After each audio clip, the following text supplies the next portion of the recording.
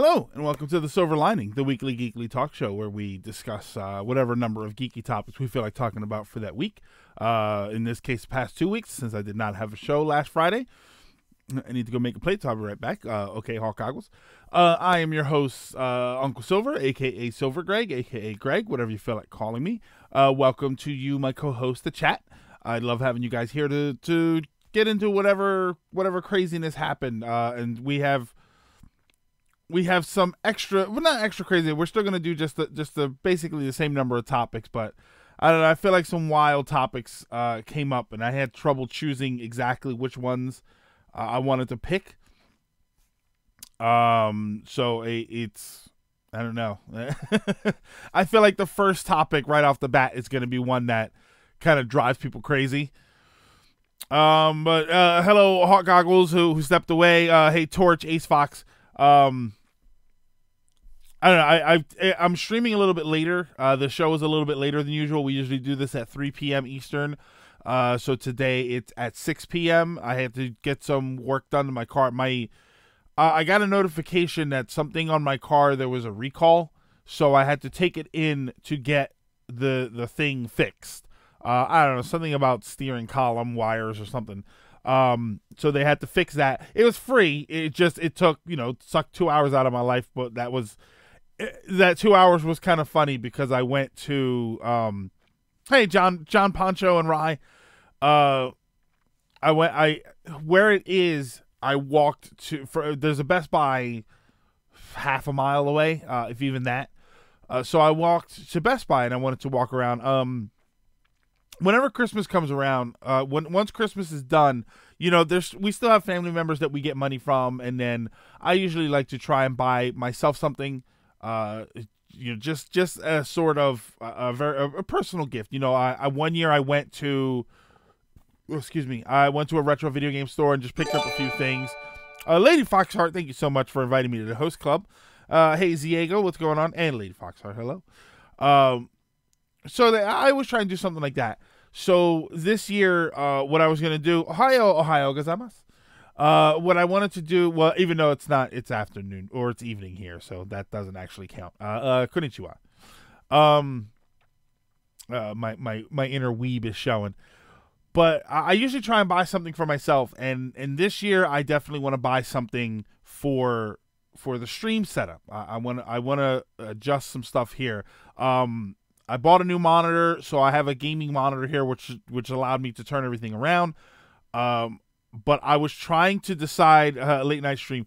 Hey CT, I was trying to decide what else to get. I did a poll, and actually one of the options was the fourth option in the poll was my last thought, and I thought, I'll throw it in there just in case, just to see what people say, and it was like 79% of the vote went to the fourth option, which was to save money and buy a new PC, which for me is probably going to mean build a PC. I've never done it before, but over the last couple weeks, I've been very, very interested in trying to do it. Oh, hey, I'm early. Well, Minion, I'm super late.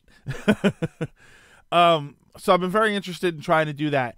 So the overwhelming response for the poll was to save money and to build a new PC, which I'm okay with. But the other choices were new lighting, which my lights right now, I don't know how well they are. I mean, that's up to you guys to tell me what you think of the lights the way they are right now. But they're kind of far away, and I would need like arms and the LED light pads to bring the lighting closer to me, and to make it more controllable.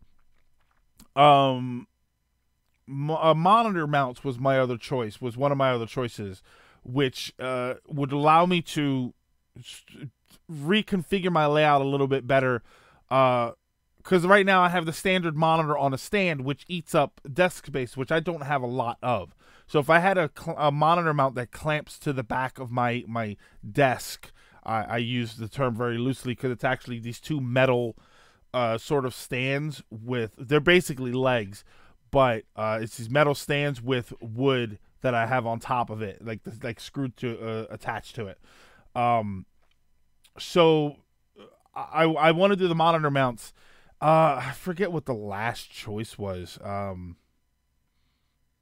Oh, I don't even remember what the last choice was. But they were all like those choices all got beaten into the ground by saving for a new PC.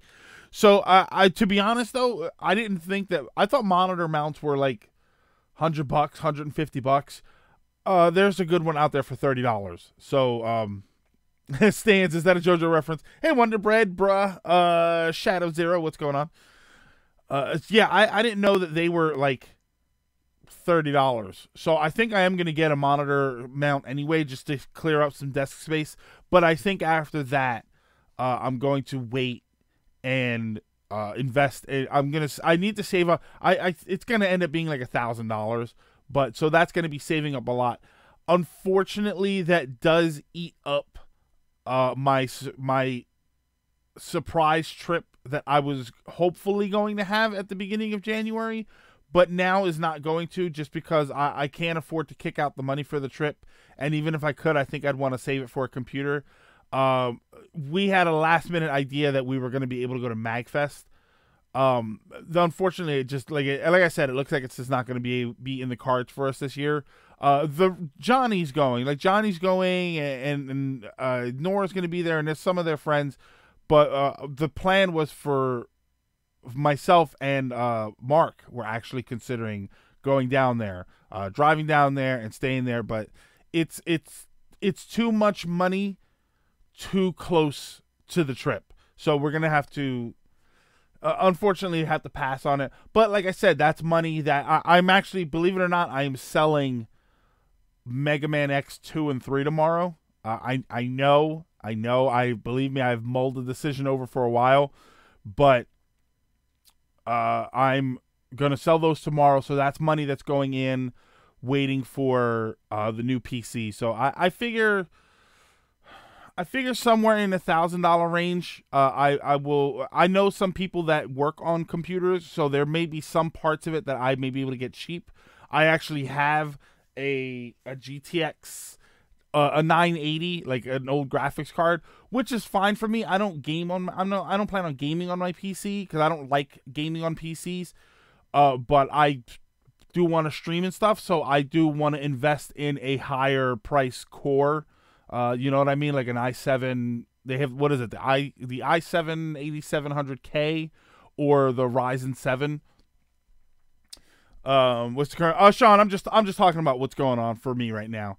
But yeah, so I do want to invest in that and eventually get the new PC to upgrade this, basically, is what I want to do. I want to upgrade the stream. I am very focused on getting this at a much better quality, not just for myself, but for you guys, so that it's more enjoyable for you. And that's why I put the poll out there. I wanted to see what you guys thought about different items to upgrade the stream. But apparently everybody wants to get a new PC, which I would probably stream myself putting it together.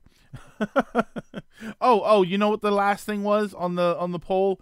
The Blue, the company is called Blue. They make a microphone arm called the Compass. It is an amazing looking microphone arm.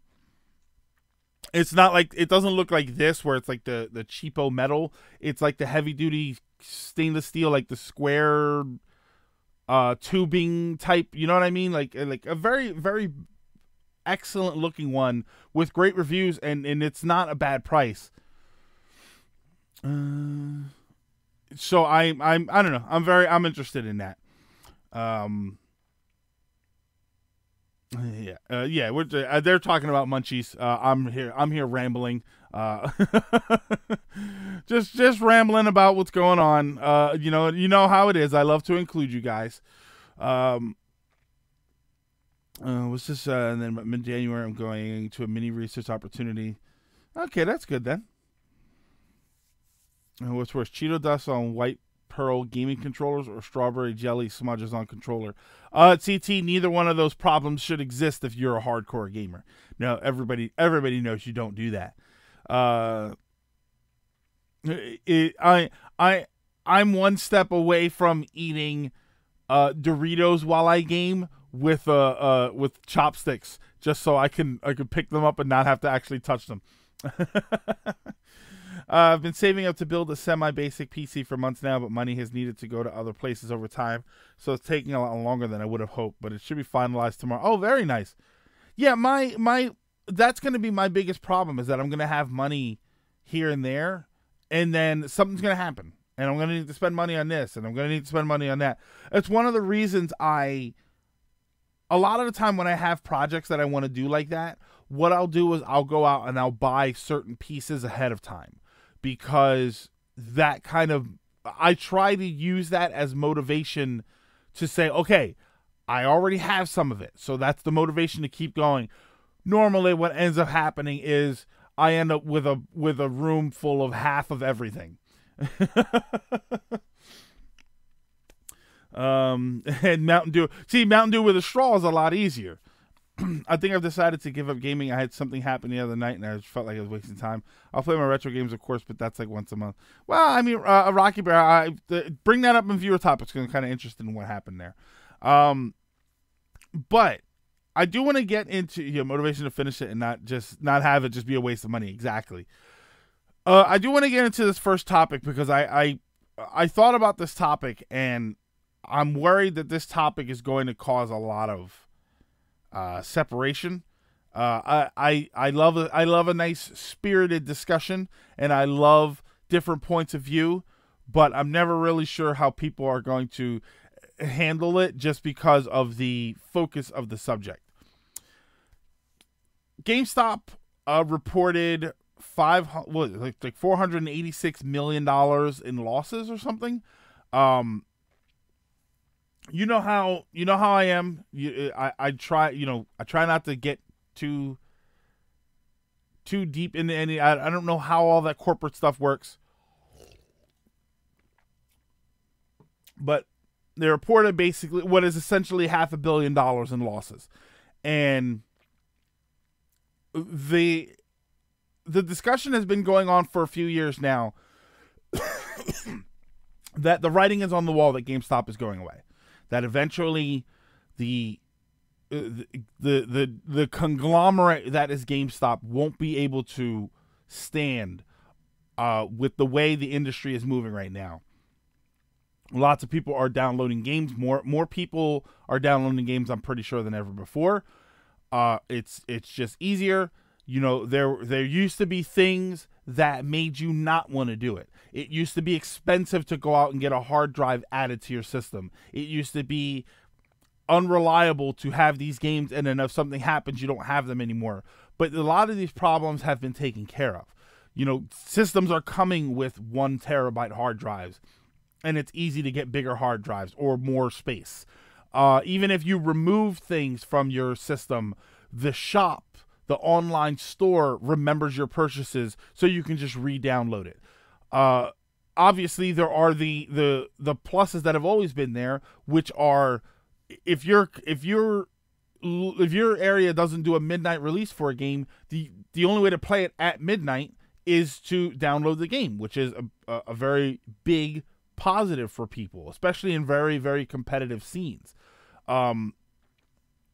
There are nobody wants to wait in line. No, if you want to buy a game, unless you have Amazon Prime or something like that, you have to pay for shipping. You have to wait for it, because I think it was Smash Brothers that a lot of people were getting their games late. So in the morning, when everybody was playing it, people were sitting at home waiting for their Amazon boxes to show up, and they didn't show up until later that night. So it's worth it more and more for people to focus on downloading games. What happens is, obviously, GameStop they can't sell anything. They can't sell new games, which isn't where they make the most money anyway. But I would imagine that, I know when I worked at a video game store, I worked at a game store for like 5.5 years. One of the biggest ways that we sold used games was people coming in to buy new games. And then while they were there, they might as well take a look. We offer sales, we offer discounts if you bought a used game when you buy a new game. So the hot new game was a way to get customers physically in the store, and then you could sell them things while they were there. We didn't sell warranties or anything like that, so don't worry about that. But we were constantly, hey, you're here for the big Smash Brothers game. All right, just take a look around. If there's anything else you wanted to see, just talk to us. And the new game would come out, and they would come in and buy 3 games because they were there and they checked it out. Customers just aren't coming into GameStop anymore, and it's bad, and that's without their bad reputation that they've gotten over the past few years. Some of it deservedly, some of it probably not. Well, I mean, digital is slowly killing GameStop, but at the same time, not everyone has reliable internet or internet at all, so we do need it for those people, kind of because there's always the process of ordering games online. Yeah, see, that's the thing. It really could go either way as far as that's concerned. GameStop has had some pretty cool staff. I met some pretty down-to-earth people, and you come across... Well, here's the thing, Rocky Bear. This is one thing that I see a lot of whenever this kind of discussion comes up about GameStop. That, oh, well, my GameStop has really cool people. My GameStop has these cool guys, and they're very informative. And the individual employees are probably really, really super cool people. When we talk about GameStop sucking, it's the corporate policies. It's the corporate behavior. It's the way that I never felt welcome at a GameStop. I felt like they wanted my money. Which is true of all businesses. Businesses want your money because businesses need your money. They're not there to be friends. They're there to perpetuate their own business. But there are ways to do it that make the customers feel welcome, and there are ways to do it that make the customers feel like they are walking wallets. And GameStop always made me feel like that. GameStop always made me feel like this is all I got. All I am is the wallet to them. I worry about digital medium having more PTO Scott. Okay. My issue with GameStop has almost always been the way they take and use games. The way they, would you like to subscribe to Game Informer? Oh, God, I remember those days. Now here's the thing. When I say, does gaming need GameStop? From the standpoint of buying games, for the most part, no. I don't believe that gaming needs GameStop in particular. But, and I think this is something that people are not really paying attention to when it comes to the idea of GameStop going away. Gaming does need a mainstream face. Gaming needs something that keeps it on the forefront of people's minds. When you walk into a mall, there's probably a GameStop.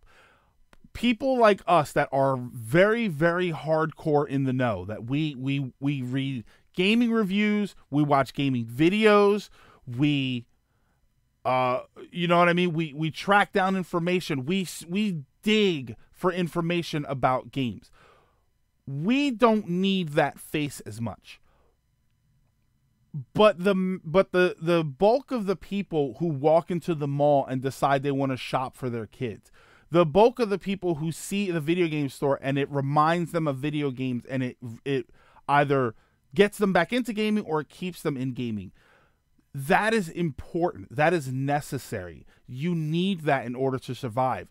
Without that, gaming becomes niche again. When it becomes, gatekeepers will probably love that because they love the idea of, well, gamers are taking back gaming. The problem is that when gaming becomes niche, it starts to lose money. When it starts to lose money, people start to lose interest and the quality suffers. So the issue is, and I think somebody said, yeah, gaming doesn't need GameStop, but it needs some physical retailer. Most industries need a well-known face just to promote the industry. Most people know that GameStop is not the best company, but talking about GameStop keeps people talking about gaming. It's important to have something like that so that people can see it. When that goes away, the whole thing, I wouldn't say crumbles, but without a main face, people start to look somewhere else for their entertainment. Gaming's not going anywhere. We're not headed towards another gaming crash. or for anybody outside of the U.S., you may want to look that up. But gaming's not going anywhere. But one of the reasons that we have had, in the last couple of years, we have had amazing indie games. We have had a surge of quality. Yes, there has been a lot of crap. But as gamers, as hardcore gamers, we know how to best avoid that crap. But when you wade through it, we've gotten amazing. Think of all the indie games that probably wouldn't exist because the people who made them were able to take a chance, because the business was lucrative enough for it to be valuable, for there to be value in them taking the shot and making some of these games.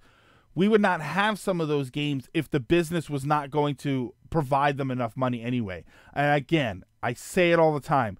I know we don't like to talk about it like it's all about money, because it's not all about money, but it has to kind of be a little bit about money.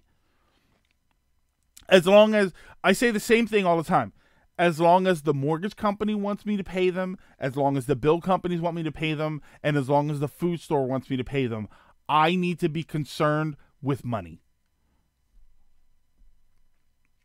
Let me jump back, and I'm going to jump back and read some of these.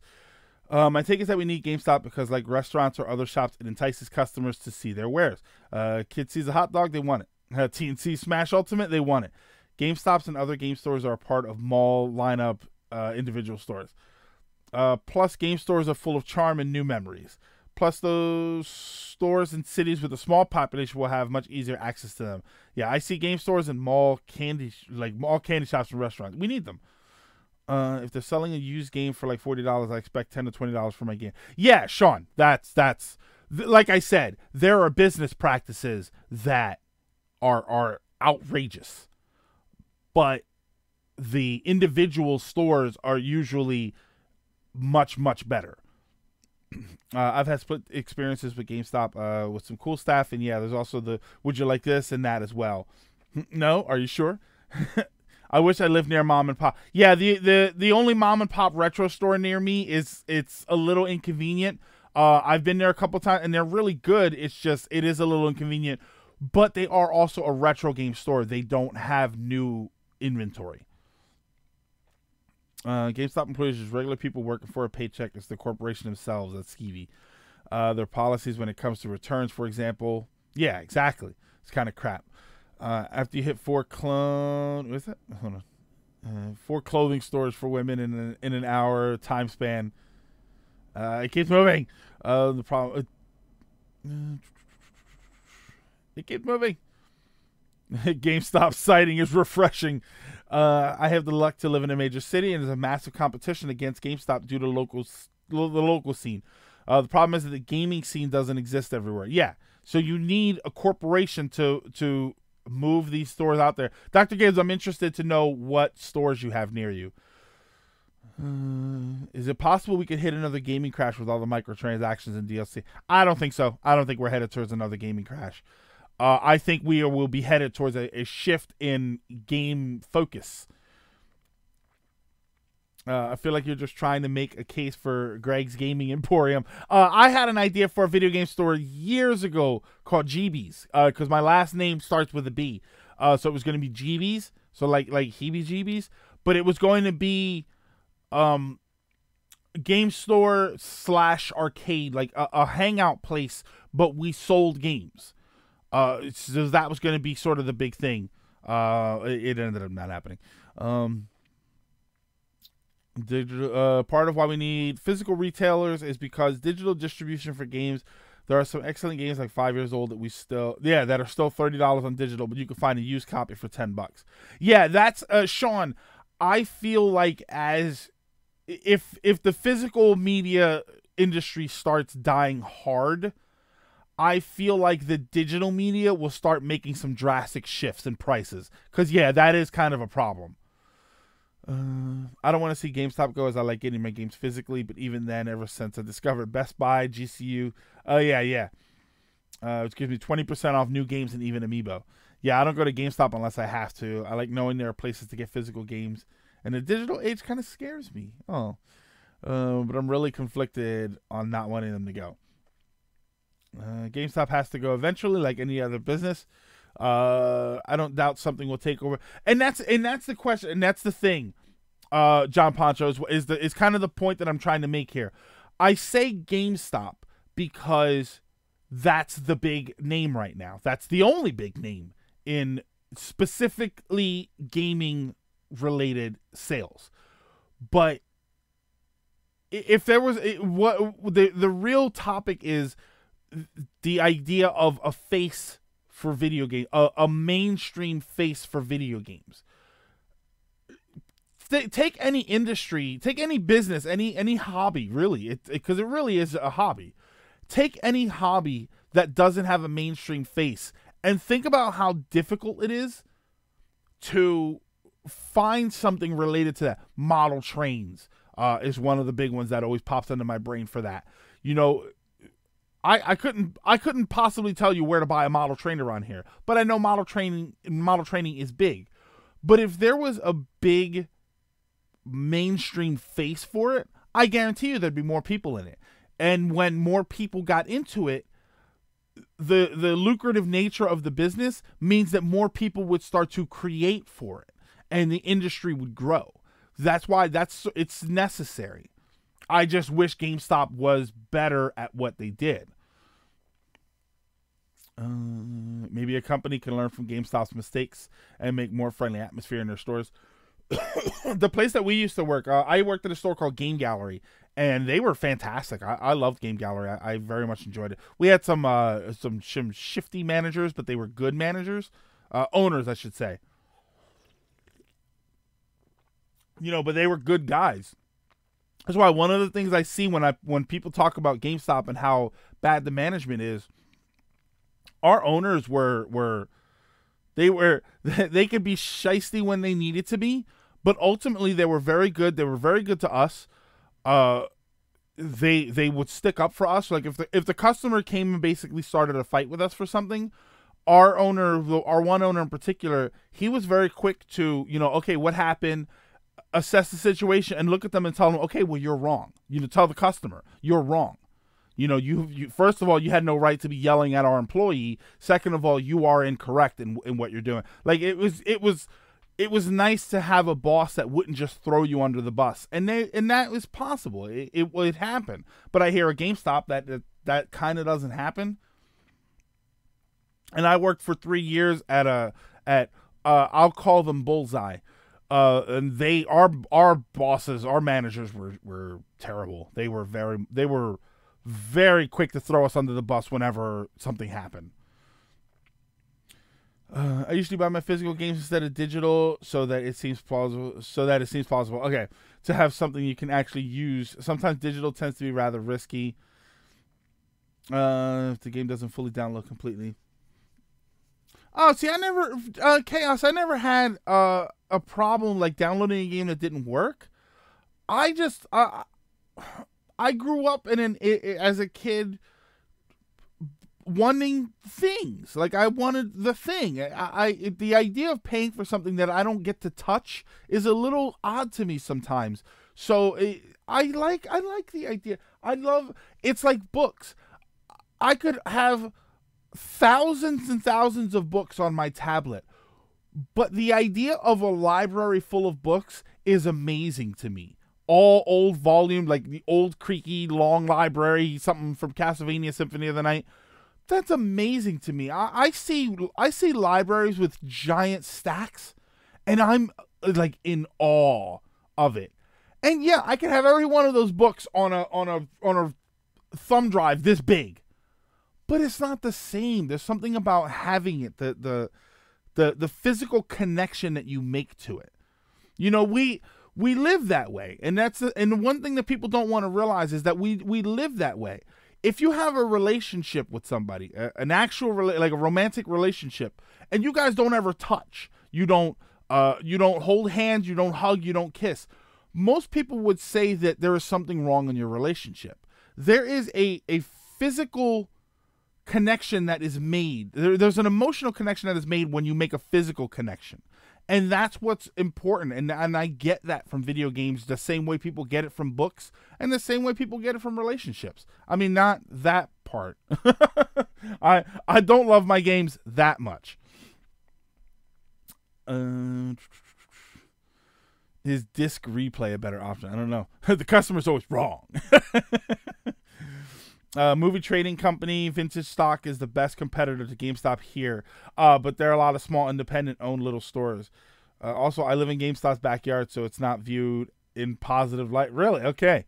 I wonder, Dr. Gibbs, if the smaller places have access to new games other than like Best Buy and Target and all. I wonder if they have new games, because that was our biggest problem. We, as a small vendor at the time, we only made about $3 for a new game. We would sell a new PlayStation game for $50, and it costs about $47 for the store to get it in. So you don't make much from that, which is one of the reasons we wanted to sell people used games when they came in to buy new games. But I remember we gave half of what we sold them for. If a game was new, we sold it, and a week later somebody decided they didn't want it. We weren't able to do the return on it, and we took it as a regular trade-in. I remember very specifically we gave them $18 and sold the game for $36. That's a new game a week after it came out, but because it's used, we sold it for $36. I always thought they were very good prices. For the really newer ones, like in that situation, we would probably give them $20 or $22, but then still sell it for $38. That's not bad. You know, GameStop is like $57 for a used newer game. And Greg has sexy times with his games.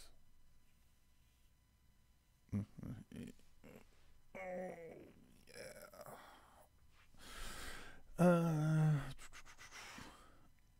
see here. I miss the days when GameStop was known as Electronics Boutique. Well, GameStop and Electronics Boutique were different. We had them separate here. We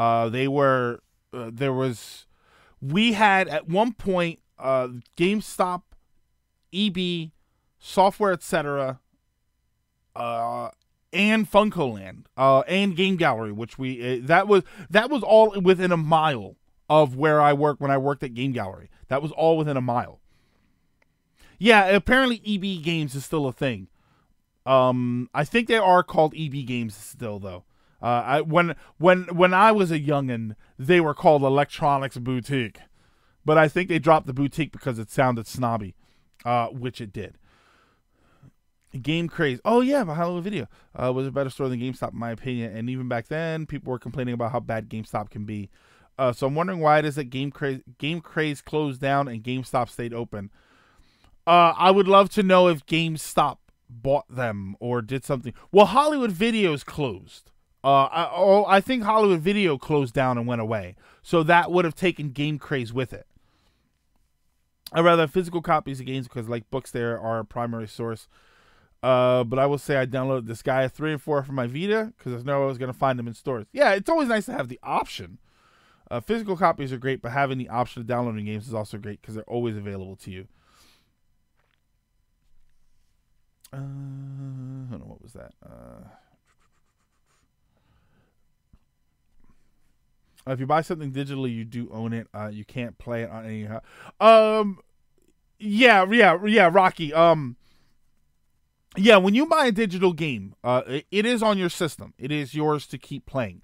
The problem is that the concern is always that something could happen and then you don't have, if something happens to your system and your system breaks, which is not uncommon, and you go back to the store and for whatever reason it's not available on the shop anymore. Maybe it's been a couple of years and that system has moved on. If you don't have access to it anymore, you don't have it anymore. That being said, that's still true for physical media. Physical media breaks. I have all of these NES games right here. I could very easily open them up and find out that some of them are rusted, that the batteries are dead, that the chips just deteriorated. I mean, they are made of plastic. Disc rot is one of the biggest conversations that we have with disc-based media, especially because we are now, disc rot is was speculated to start setting in somewhere within 30 to 50 years, depending on how well the games were made. We're at the 30-year mark. That is what's starting to happen. When you talk about early CD-based games like Turbo CD and all, PC Engine CD, that was 30-something years ago. We are getting to the point now where disc rot is starting to become a concern. I have a couple of games that, for whatever reason, they don't load up the way they're supposed to. And a good friend of mine, he had a huge Saturn import collection. I want to say 200 or 300 Saturn import games. Very, very good games. He sold it all. He took out one of the discs and he looked at it and he could see a little pinhole through one of them. He takes care of all of his games, but he saw it happening and he got rid of them all. He sold every one of them. EB Games is in Canada and Australia. Yeah, I don't know about Australia. I know it's in Canada. I always hear that it's in Canada. Delisted games are the best, but even companies and stores do their best to leave them up for people who bought the games to re-download. Some of the stores do, and others are just only for the retro scene. Okay.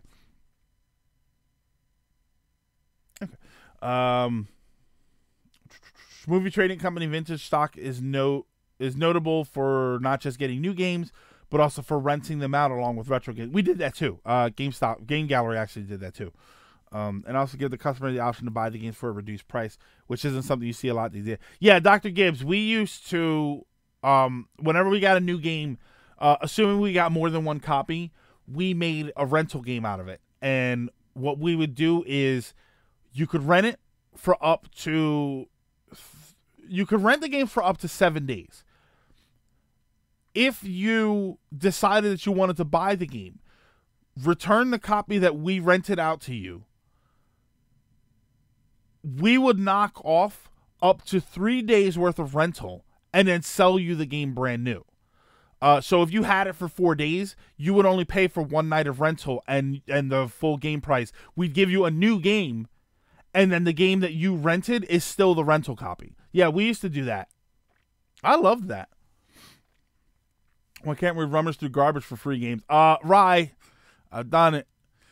I got a stack of Super Nintendo and Genesis games doing that. Genesis games I've actually gotten multiple times doing that. But yeah, like 2 years ago, I went outside. The neighbors across the street, I don't know, they were just filthy. They weren't even hoarders. They were just dirty. So they had a company come and throw out all their stuff, and there was a broken Xbox One, which I didn't like, broken as in pieces. But I got a stack of Genesis games, Super Nintendo games.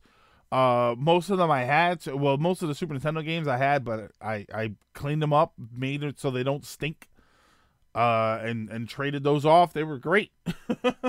I am shameless when it comes to my video game collecting.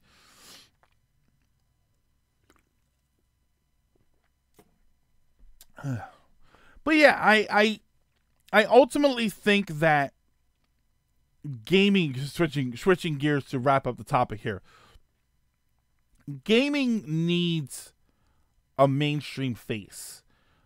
Gaming needs something that the moms and dads who don't know what gaming is has something to look at and say, oh, my kid likes that stuff. You know, my son, my daughter, they love playing those games. Let me go and see if I can find them something. You know, they need it to be fresh in their minds to be reminded that it even exists at all. I think kids need to see that. I think that somebody said earlier, like it's a new place to make memories. You know, I have great memories of going to video game stores and going shopping for video games. That's important to have. It's important to have access to that. And I think that's probably the key word here is access.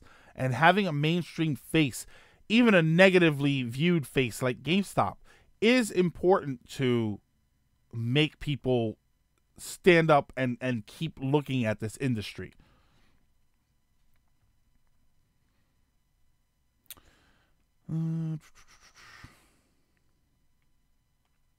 Do you think if GameStop changes return policy that would help things?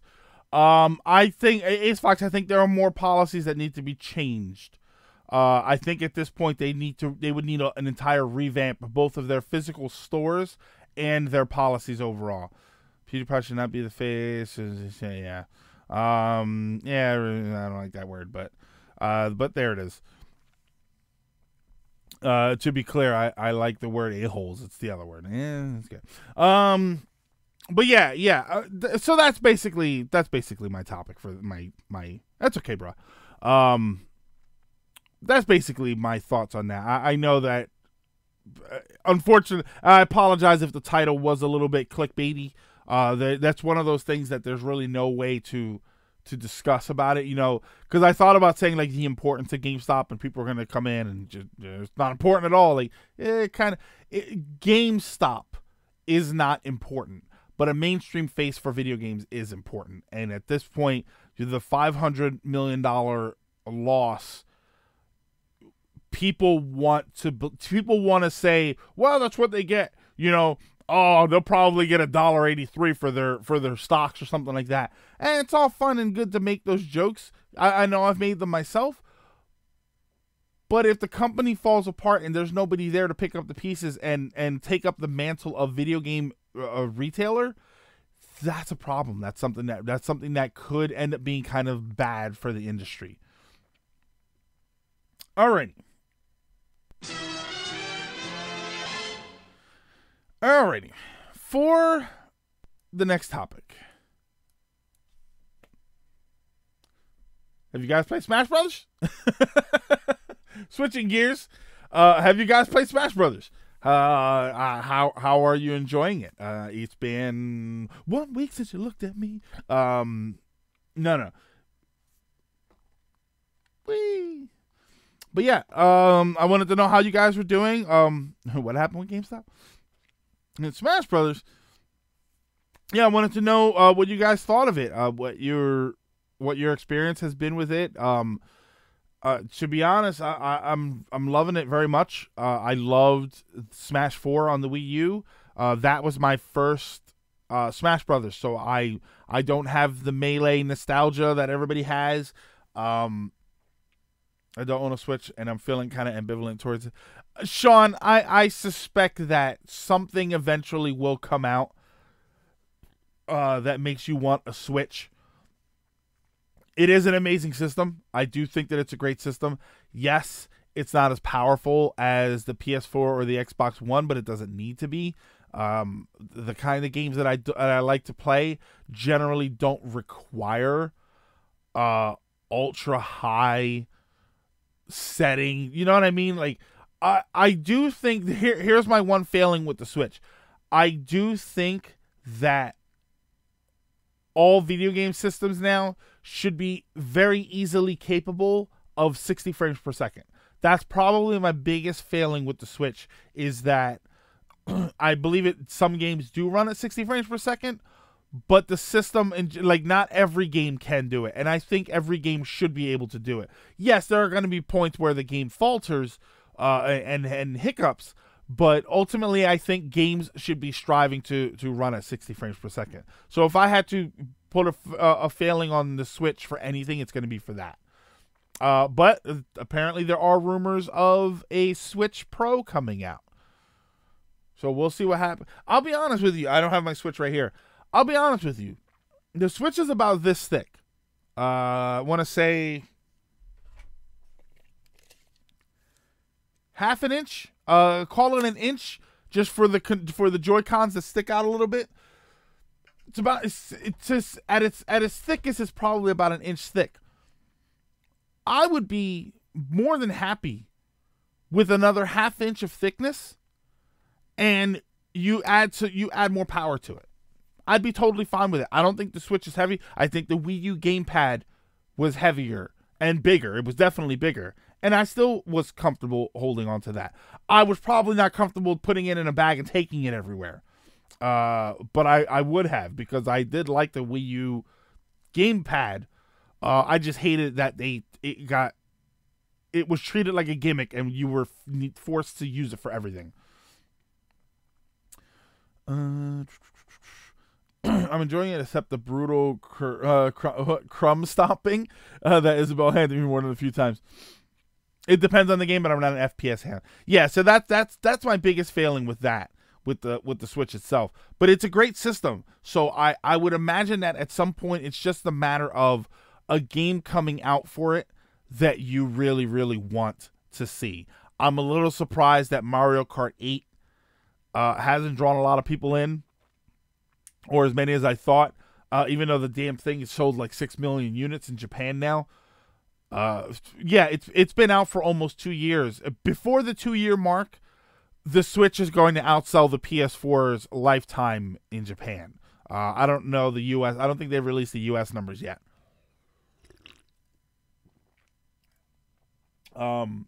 But yeah, so Smash Brothers, I think is fantastic. It's definitely a system seller. It's definitely something that you would go out and say, all right, I it's worth it now. You know, this is the thing. Like, I never understood the idea of a system seller as in this one game is out, so now I'm going to buy the system. But to me, a system seller more is likely to be, okay, this one game came out.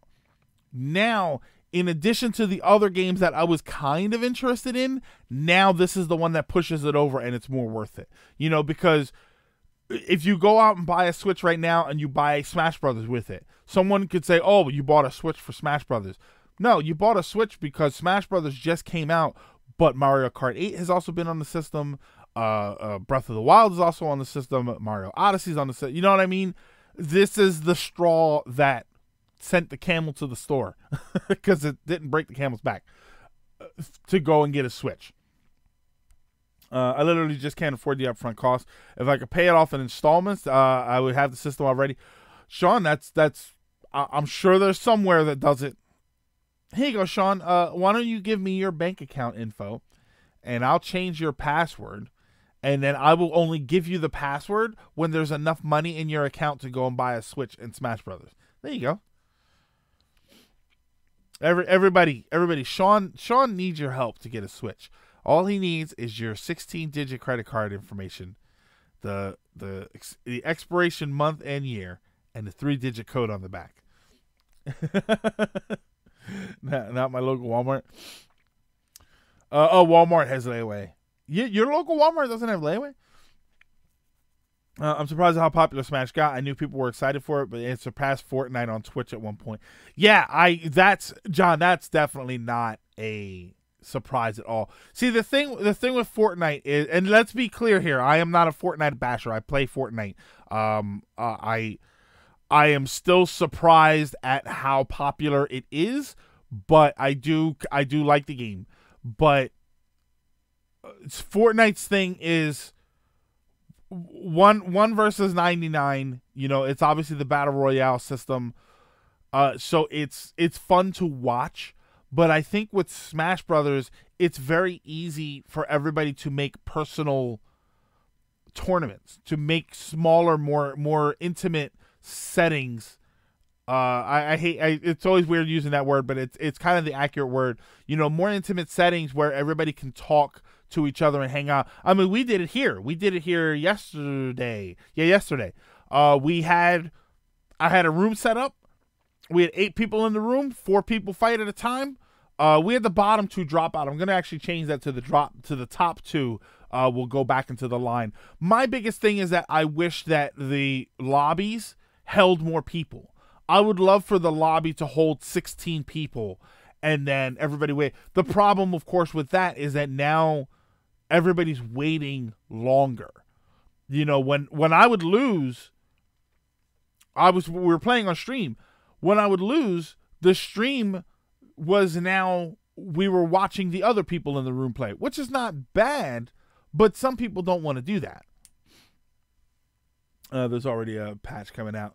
Yeah, I think it came out today, actually, 1.2.0. So in a lot of ways, it feels like the Switch has only been out for it really feels like the Switch has only been out for a year, doesn't it? But as of this coming March, it'll be 2 years since the release date. Greg can floss with the best of them. No, I can't. I am a rhythmless husk. I haven't been able to play Smash a lot because I needed to study for finals. I played in between exams on campus with friends, and we got all the characters. But I did my first stream ever with Smash on December 7th, and I'll be doing another tomorrow, hopefully. To sum it up, Smash overall is amazing. Spirit battles might need to be nerfed, and World of Light doesn't really need to exist with the way it is now. DB, I think they are quality changes. I don't think that there are any like menu changes or anything, but yeah, there is a patch for Smash Brothers out. Doesn't the ARMS lobbies hold more people? I don't know, but I mean, Ziego, does the ARMS lobby need to hold more people? Like, I'm sorry, but oh, it's gonna ease up the difficulty of incoming challengers. Oh, see, then Rai, I feel kind of happy that I got everybody before that was implemented. Now I feel like I feel like we should all get prestige stars for unlocking all the characters when their difficulty was ridiculously high. Because there were a couple of those fights that were, come on, the snake fight, fighting Solid Snake was unpleasant.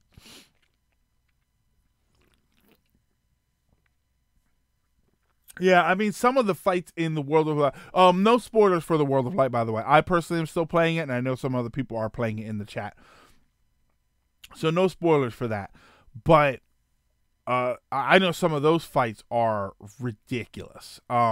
When you fight a spirit, they're labeled from 1 star to 4 stars. 4 stars is legend rarity. The 4-star fights are insane. There's always some weird aspect to the fight, and then the battles themselves are very difficult.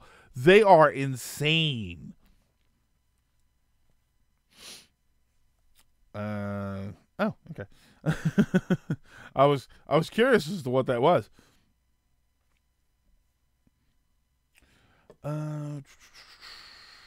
That's exactly what I wouldn't want to do any kind of updated Switch. I feel like you need to at least sold the 18 months of exclusive games. Oh, okay. I do want to play the new Smash. I'm interested in it. It's just one of those. I'm just one of those guys that skips the hype train and gets on. Yeah, it gets on the reasonable expectations trains. You know what, Sean? I'm like that with other companies. With Sony right now, I don't have an Xbox, so I'm like that with Sony. Just because I know that the prices are going to drop. Detroit Become Human. I'm very interested in playing through the rest of that game. I played what is probably maybe 30% of the game, and I'm interested in playing through it. I was gonna pick it up, and then they just released the compilation box that has Detroit Become Human, Heavy Rain, and Beyond Two Souls. I'll just get that because I want to play those games too now. I won't give any spoilers, but for tips in World of Light, make sure your number is big. The smaller, yeah. Welcome to the Salty Spittoon. How tough are you? I liked every Smash Ultimate character before 1.2. All right, this way, sir. It's for everything they raised the AI level to 20 levels of hard. Yeah, which is fine. I'm okay with it. I like a challenge. That's what's interesting for me. It's going to prepare me more for the online battles, which I definitely need. My biggest problem with Smash Brothers right now is I talked a little bit about this the other day, but I really wanted to get into it today. And it has to do with the World of Light, or rather, it has to do with the lack of mini games. The home run target, the home run bag, and the targets, and something like Smash Run. I miss that stuff. I do like having those games to break up the monotony. So sometimes I want to play a fighting game. Sometimes I want a 1v1. Sometimes I want a four player free for all. But sometimes I don't want to do either one of those. Sometimes I want to do the targets. I want to see what I can do. I want to try and do the home run bag and see how far I can take it without using that trick with Ganon to get all 9s. I loved Smash Run. I have loved Smash Run for the 3DS Smash Brothers. Smash Tour was terrible, so don't play it. But Smash Run was great. It bothers me that none of that stuff is there. I do hope it's going to show up. World of Light is just Spirit Board. And that's my issue, is that people say, okay, well, you play World of Light or you do the Spirit Board. Here's the problem. World of Light and Spirit Board is just more fighting. There are some gimmicks to the fight. There are some little gags and tricks that you have to watch out for. So you need to upgrade certain spirits to mitigate certain stage obstacles. But ultimately, you're still just fighting. It's still just a fighting game. I felt like World of Light could have been something more. I honestly thought that World of Light could have been a collection of mini games. When I go into to fight a Mega Man boss spirit, when I go in to fight the Woodman spirit, I'm just going to fight a Mega Man robot that uses the Leaf Shield. What I'd rather do is have a small little platformer level. When you do the classic mode and you get to the bonus level, it's like a little platformer level. It's not very big. You just run and you collect stuff and you make it to the end. But it does kind of break up the monotony a little bit. So why not give me a Woodman decorated sort of layout? Very short, I get through to the end, and then I fight the Mega Man robot. So the whole thing feels like a platformer, but I've got all of my character moves. You could have different mini games. When I play against an F-Zero character, why not have a little racing mini game instead of just automatically a fighting mini game? Because let's face it, I'm gonna fight Captain Falcon. He's the character, so I'm gonna fight Captain Falcon. So why not give me a little racing mini game instead? And then when those go away, when I beat that spirit, that mini game goes away. It goes away with that.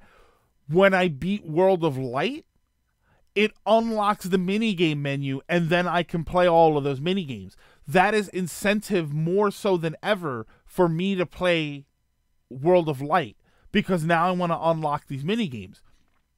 Let's be honest. If all you're going to do is go online and play online battles, and you're going to play local battles with your friends, you don't need World of Light. You don't need the Spirit Board. You don't need Classic Mode. Other than to unlock characters, but as you play the game online, that's just going to happen naturally anyway. We'll see our complaints really. They don't have to release anything. They don't have to fix anything.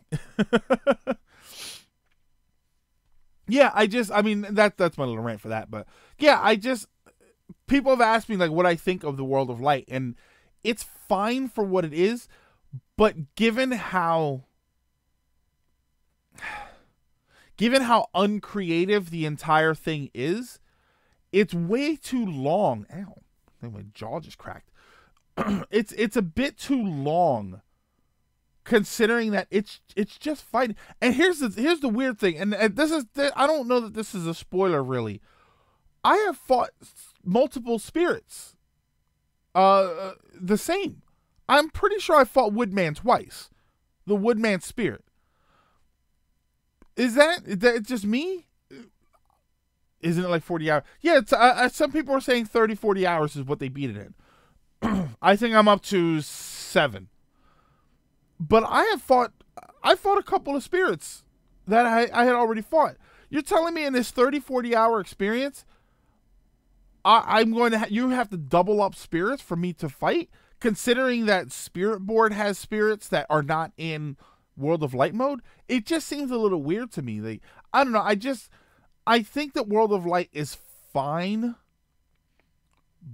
but I think it could have been something more. I think that if World of Light was that sort of mini-game bonanza, extravaganza, that would give you the ability later to unlock mini-games, I think it would have been more interesting. And it didn't even have to, and obviously it doesn't have to be every single spot on the board. You have plenty of fights. But every once in a while, yeah. You might be confusing Spirit Board. No, Hawk Goggles. Unless maybe I fought a spirit in Spirit Board and then I ended up fighting it in World of Light. Maybe that's what happened. But I know for a fact that, this isn't really a major fight, so this is not a huge spoiler. When I fought Woodman, the Woodman Spirit, I fought 2 Mega Mans using Leaf Shields. I am almost 100% sure I did that twice in World of Light. I heard Pauline, Jeff, and 9 and 8 volt. 9 and 8 volt were pretty bad too. Problem is the Sakurai hype up World of Light so much that we were expecting more than we actually got, which is always was always a problem for me. It's painful watching people play Smash for more than a few minutes. It's pretty friggin' bland when it comes to single player. Yeah, it's DB. Maybe it's more. It depends, because if you're, I love watching. I'm not a huge fan of watching the single player, but I do like watching online matches. I do like, I've jumped to streams a few times and watched people play online matches. That's fun. I do enjoy that. I enjoy the competitive nature of that. But yeah, I guess, honestly, DB, I guess it's like any game. You know, some games are more interesting to watch than others. And that's all. I think that's always going to be a thing. A lot of people are like that with sports. I know a lot of people that, myself personally, I'm not a baseball fan by any stretch of the imagination, but I have been to games at the stadium, and the atmosphere there makes the game more interesting to me. But when I'm at home, it's boring. I'm so bored by it.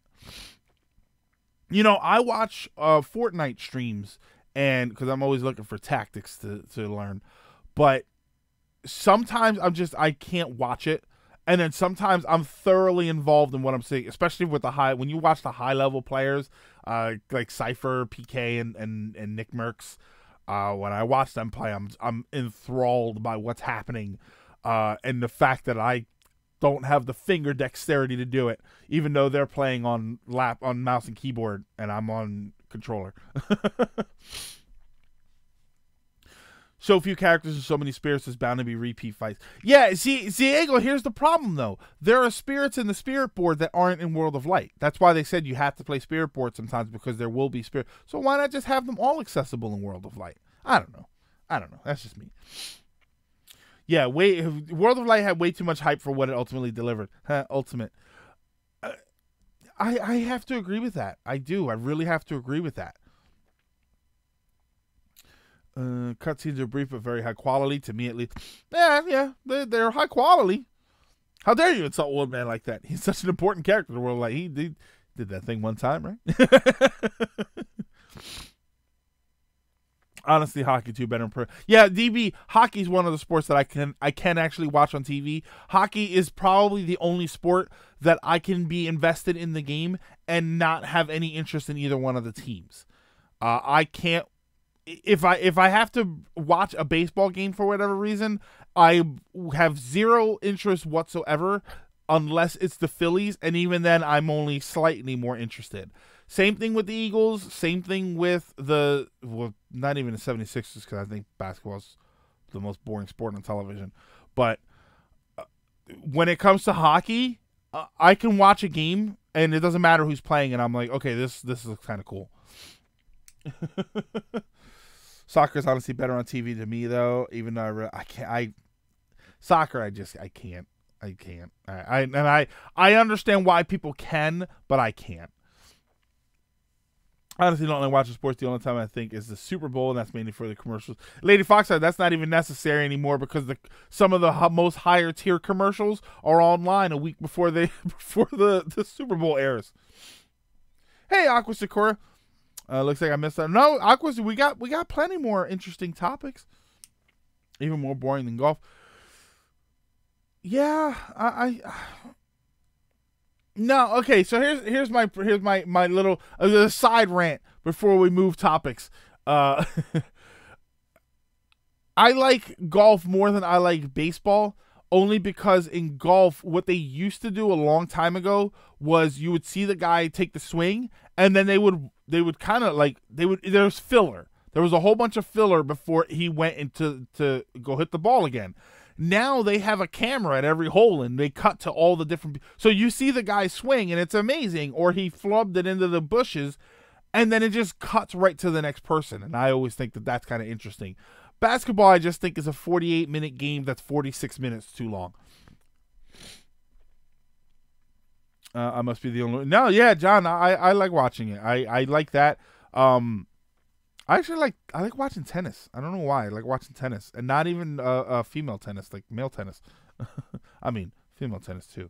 But yeah, I appreciate it more than before. Shout out to tennis though. Can we talk about how Elliot decided to dab after his degree? Sean, we'll hate on Elliot during the viewer topics portion.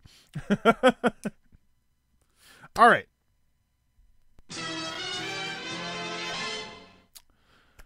For the next topic, you know it was coming.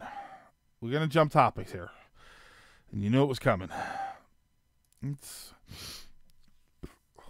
talk about that Sonic poster. Let's talk about that Sonic poster. Why does Elliot like to dab? Elliot likes to dab because he knows that everybody hates that he does it. We need to have a talk about that Sonic poster. Okay. Let's get this right out of the way. I'm gonna get this right out of the gate just so that there is no misunderstandings about what my issues are. I don't think that the poster means the movie's gonna suck. I don't. I know a lot of people are saying that's it. The Sonic movie's gonna be terrible.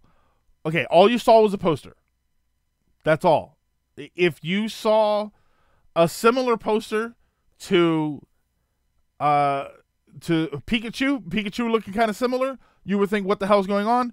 But everybody saw the Detective Pikachu trailer, and most people think that it kind of looks okay. The proportions is what bugged me. Yeah, Sonic has survived so much. I'm sure he'll be okay after this. Well, Rocky Bear, I'm sure he'll be alive after this. I don't know if he's been okay for a long time. My biggest problem, and you guys have already said it, my biggest problem is the proportions of the character. I don't mind the furriness. It cracks me up that I've seen people complaining about him being like having this furry texture, but they were fine with the Pokemon having the furry texture. I was not super okay with the Pokemon having furry texture because fur doesn't automatically mean that it has to be furry in that way. You know, when you look at like Chihuahuas, like small dogs with that, pit bulls or something, where they have fur, it's hair, but because it's so short, it's smooth it's a smooth texture that's form fitting. That to me is more appropriate for some Pokemon. So the idea that the Pokemon were furry is bothered me only because furry doesn't, if it's hairy, it doesn't have to be fluffy fur. It doesn't have to be. Sonic, I have the same problem where, yes, he's got fur, but it doesn't. Nothing I ever saw about Sonic the Hedgehog told me that he had fluffy hair. Never. Not even the spikes. The spikes in his hair looked like Dragon Ball spikes. They were dominant, but they were smooth. Maybe a little too much oil. They turned Sonic the Hedgehog into Big the Crap.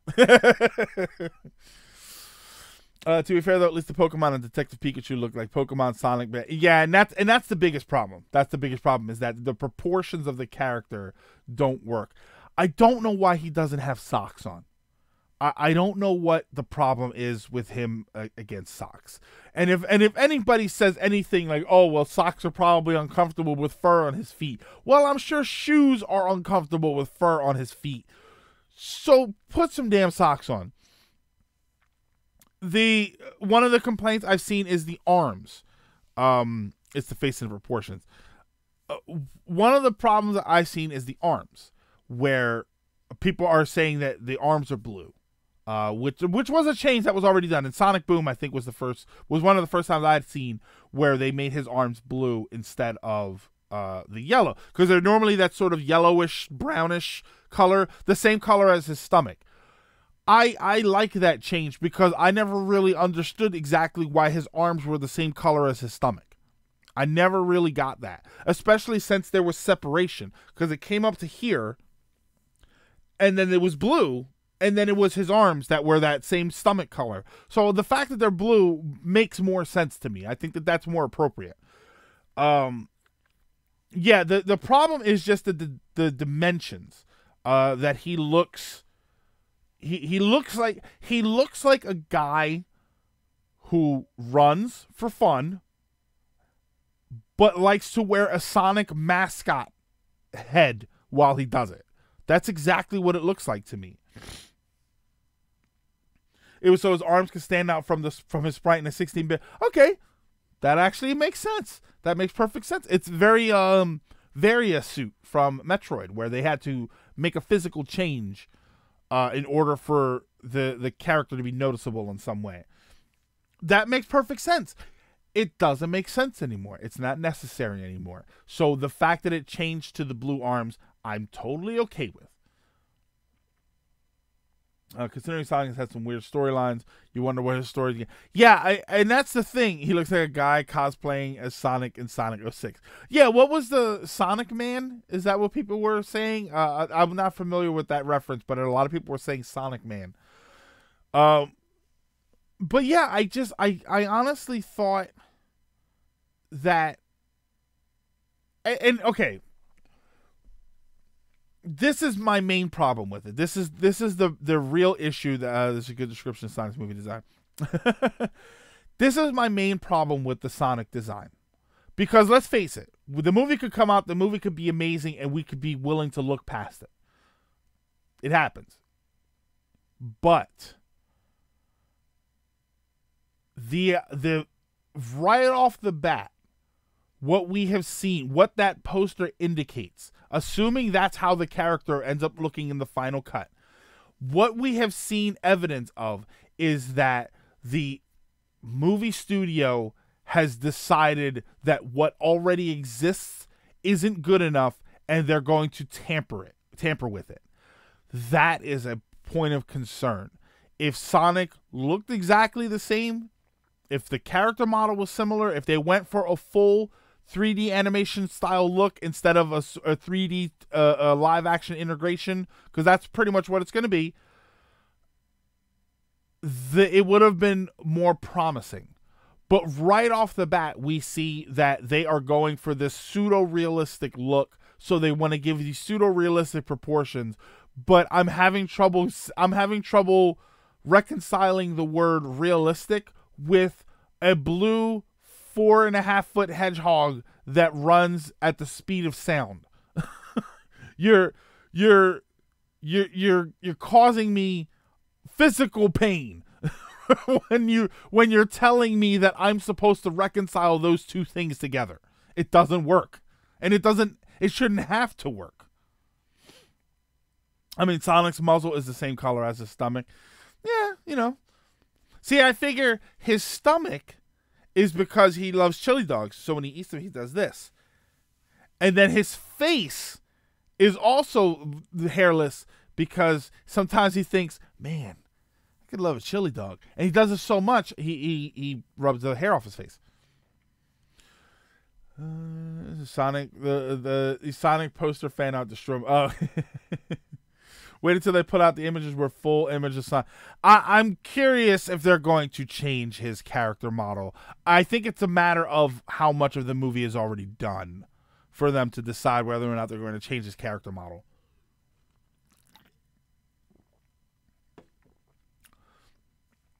My poor Ninja Turtles had to suffer years ago. The Ninja Turtles would have been fine if the first design, I think the first design, they had more realistic turtle mouths, and they changed it to lips. The realistic turtle designs actually look good. If you go back, if you can do a search, I'm sure you can come up with them. The original designs, they were pretty much the same as far as every other part of their body, but the mouths were, because like Raphael's supposed to be from a snapping turtle. They changed that canon where they were actually different kinds of turtles. So their mouths were more in line with realistic turtle mouths, but they changed it to lips, and I think the lips is what killed the design for me. As long as you have an assault, okay. At least Sonic looked like Sonic in Sonic 06, which was a realistic game. I don't know, the way I hear it was just realistically bad. Have you seen the Photoshop picture where they took the movie but gave them the old faces? Oh, yeah. Sonic in that Geico commercial will already be... Oh, my God, yeah. Are we talking about the Sonic movie? Oh, yes, we are, Shadow. Oh, excuse me. I've long said that the 1990 Ninja Turtles movie could have been released at the same time as the most recent ones and would have beaten... Oh, yeah, yeah. You mean Supersonic Blue Hedgehogs don't exist? They don't.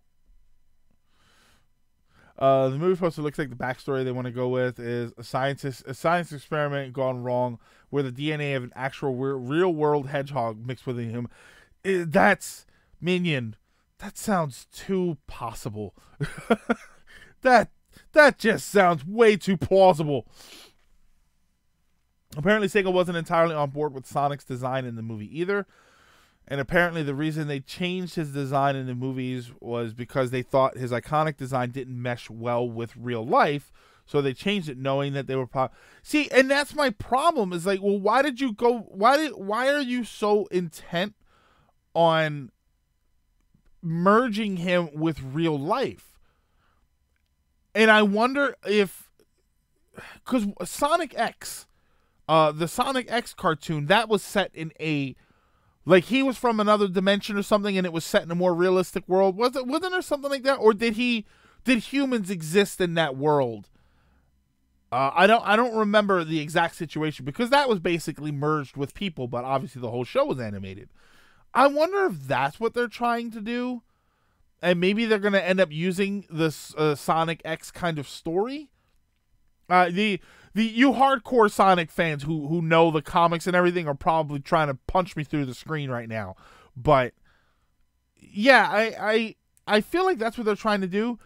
But you don't need live action people. You can use CG to make people. It's not like CG movies don't sell.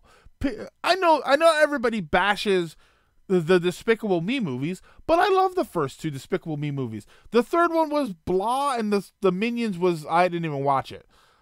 And the Minions themselves are kind of annoying characters at this point, just because they tried to do more with them than they should have. But the first two movies were great to look at. They were visually, they were fantastic. I don't understand why you couldn't do those kinds of movies. And I didn't say Pixar movies, because Pixar movies at this point, they almost have the name pushing them, even though The Good Dinosaur sucked apparently, or just wasn't very interesting. So it's not like having the Pixar name is an automatic win for you. Hey Lizard. Sonic was from an alternate dimension in Sonic X. Bring back Jaleel White as DB. I'd go see it. Sonic appear in Progressive. Yeah, Aqua. There was that's an easy online search on YouTube, and you can see the Sonic commercial there. Sonic Unleashed looked like it was straight up Pixar movie. Yeah, I don't understand why you didn't just go with a full CG movie. So you didn't have to make these concessions on the character design. So you didn't have to say, very stupidly, and I'm sorry, but it is a very stupid thing to try and say that you wanted it to be more on par with a realistic with a realistic look. He's a blue hedgehog that runs at the speed of sound. And I'll probably just keep saying that. But yeah, I really don't understand, because the Mario Brothers movie is coming out, and Illumination is doing that, who did Despicable Me. Like I said, I think the Despicable Me movies were gorgeous to look at. very, with a relatively simple design aesthetic, but at the same time played off very well. And they got better. I think the second movie looked better than the first movie. I think the third movie looked better than the second movie. So for the Mario Brothers movie, I'm expecting a lot. I mean, not a lot, but if we got a poster for when the first Mario Brothers movie poster comes out, and he's wearing a backwards baseball cap and a gold chain and his pants are sagging, you're going to think, oh God, this is going to be a disaster. Yes, you only saw a poster, but the poster indicated the tampering that the company did with the character and what they're probably going to do with the franchise. And that's what the Sonic poster does for me. The Sonic poster tells me they needed to have their hand in this so that they can make it their own thing, and they are going to ruin it. Imagine taking a cookie recipe that everybody likes and saying, I need to make this my own recipe, so I'm going to pour half a cup of salt into it. Okay, but people are not going to like your cookies. Oh, now I want cookies. Yeah, well. Jaleel, why does Sonic make me like chili dogs? Chill dogs. I do like chill dogs, though. Probably never thought about them before, and I'm waiting. Hey, guys, remember Green Hills? It's back in hill form. I would watch a lot less anime and actually go outside more often if I wanted more reality in my entertainment. Yeah, reality and entertainment are two words that I haven't liked being put together for the last 15 years. I clapped when I saw Green Hill Zone. It broke new ground. Hey, Linky, what's happening? We were just talking about the Sonic poster and how the poster seems to indicate tampering from the movie studio in a very, very horribly negative way. But I think we're wrapping up. There's only so much you can want to. No, Greg, you don't want cookies. You want Shoyu Ramen. Sean, I am going tomorrow afternoon for Shoyu Ramen. I'm meeting a friend of mine there, and I am selling him 2 of my games, and we're gonna have some lunch at the same time. I love the new poster. And banned. I love chill dogs and chill cats, but not in my chili dogs. Eggman is just Jim Carrey in a sumo suit. See, now, the thing with Jim Carrey being cast, I'm actually okay with that, because I feel like they're going to CG him up so it looks more like Eggman. And Jim Carrey is... You can think about Ace Ventura till the cows come home, but the reality is I like him as an actor. I think that he is... I've seen him in a few roles where he is transformative. Kick-Ass 2, if you didn't tell me it was him at first, I would have had trouble figuring out that was him in the beginning. Well, after you first sell him. I thought Greg was going to sell his friend. No, not doing that.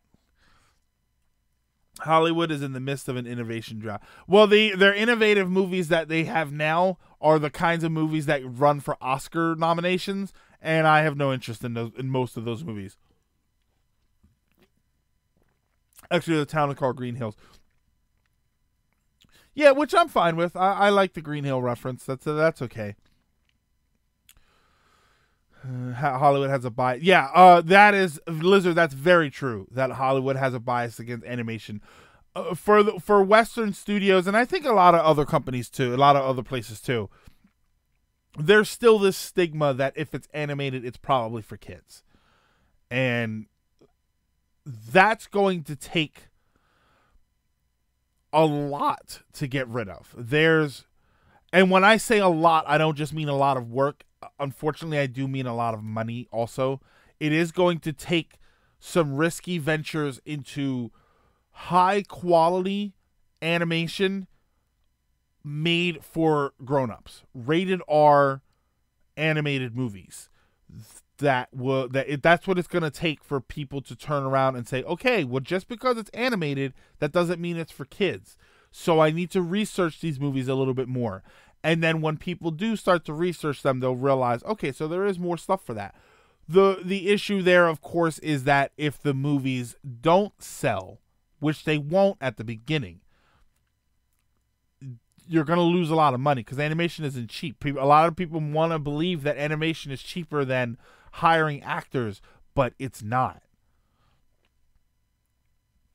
The ones that do get nominated is trash, like Sausage Party or Disney. Sausage Party. No, Sausage Party had a good attempt. I think that there were a lot of, for me anyway, there were a lot of issues behind Sausage Party that made me not want to go see it. And again, here's the problem with a movie like Sausage Party, which is hilarious to keep saying Sausage Party. You're trying to make a movie. If you want to break animation into a more adult audience, the animated movie cannot be about talking food. Yes, they make a bunch of sexual references. They curse. They do a bunch of crazy things that you are not going to see in a kids movie. But on the surface, you are going to the theater to watch a movie about talking food. That does not sell grown-up movie. What sells grown-up movie is human-looking characters in serious situations. Whether you want it to be action. Personally, I think drama and romance movies would draw people in. I think that you would get into a situation where you have people now going to see these movies, and rather than be involved in getting caught up in the action or laughing hysterically and not paying attention, you're having people emotionally invested in the movies. And I think that that's an important bridge to cross when you want people to look at animation and say, okay, it's really more about the story that they're trying to tell rather than the visuals that I'm seeing. Because that's one of the big things with animation, is that people think that because you can do more visually with animation, you have to do more visually with animation. And you don't. You should be able to go and watch a CG movie and not see a bunch of quote unquote special effects. We would call them special effects in a live action movie. Maybe I need to go to the movie theater and see just a movie, just a CG movie about people doing things in their lives. That's going to get people to watch it and say, oh, well, it was more about what was happening rather than how it looked. Sausage Party was great self-aware humor that made me laugh. Yeah, my issue, there was a lot of stuff that went on behind the scenes in that movie making. In the creation of that movie, a lot of animators and writers got screwed over, so I had no interest in ever going to see it. The plot they stated for the movie seems stupid and un-Sonic-like. Apparently it's about a small town coming together to help Sonic avoid the government or something stupid. Yeah, oh god. I will wait to see how accurate that is, but that sounds awful. When would you say the animation is for kids stigma started? 1928. 1928 is when the stigma started for animation for kids, because the first animations out there were Steamboat Willie, and from the beginning it was marketed towards children right off the bat, and it never, other than a few things here and there, it never made the jump over to more adult. Obviously, yes, there were adult animated movies, from just stuff for grown-ups to porn. You know, that stuff obviously does exist, but it was always marketed in the Western markets towards children. And we got into the one of the biggest disasters in the idea of turning that around was movie ratings. Wow, I just got like a sharp pain in my tooth. This idea that if it's animated, it's probably G-rated, which means it's probably for little kids. So people started to take their little kids to these movies, and then some of these movies would have serious themes in them. So then it was PG, and that wasn't, people didn't want to take their kids to that, so they wouldn't do it. So those movies didn't do well. You know what I mean? It was, for a long time, it's been directed at children. And in Japan, for instance, in the anime market, it's not always directed at children. There are plenty of shows that are marketed directly at adults, but they're anime, and that helped.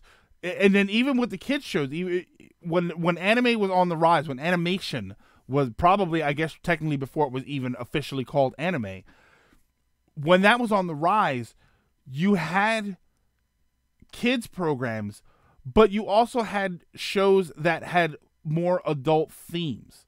Right from the beginning, it was being marketed towards multiple people, to multiple age groups.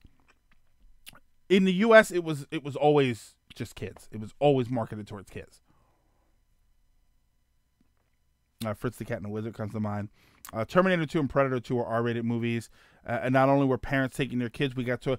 DB, the 80s and early 90s had a flood of that. Terminator had kids' toys. Rambo had kids' toys. I want to say there was a Die Hard kids' toy, but I'm not really sure. Predator 1 and 2 had kids' toys. That was a huge culture of R-rated, violent action movies that were marketed towards children. Go and watch the first RoboCop movie. They annihilated him in one scene. They blew off his hand, blew off his ear. It was at the time one of the most violent scenes in a movie, and there were kids' toys.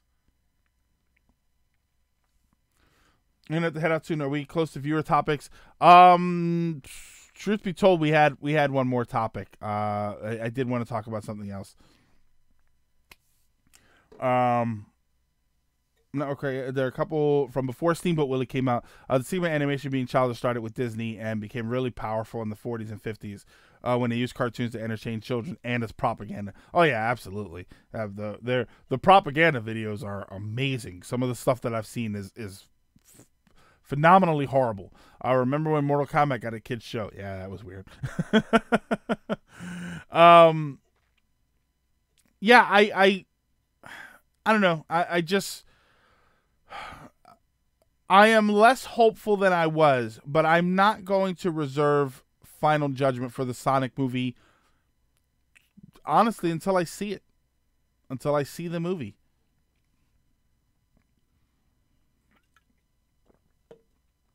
Oh, excuse me. All right.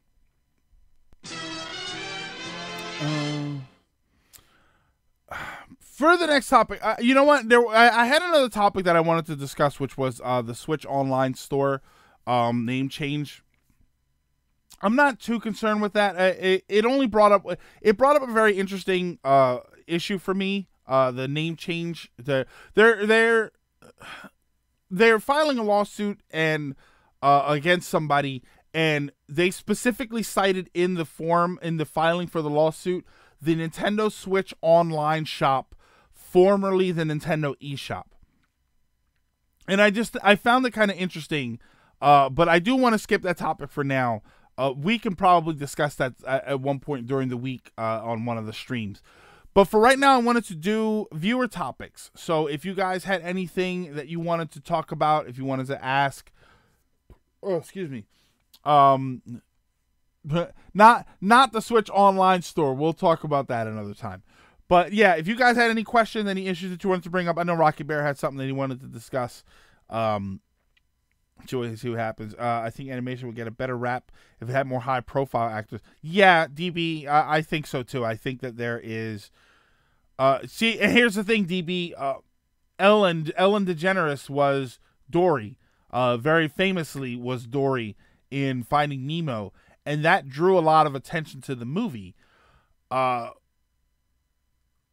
If we had more people doing that for more grown-up themed movies, I do think it would help. Wow, I forgot about Cool World. Oh, I'll never forget about Cool World. That was a great movie. That's the whole problem. We become sissified with regard. How so? How do you mean?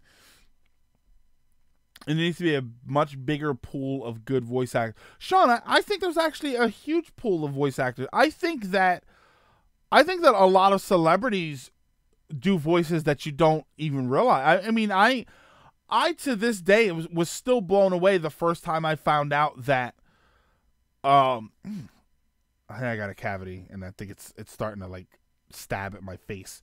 Now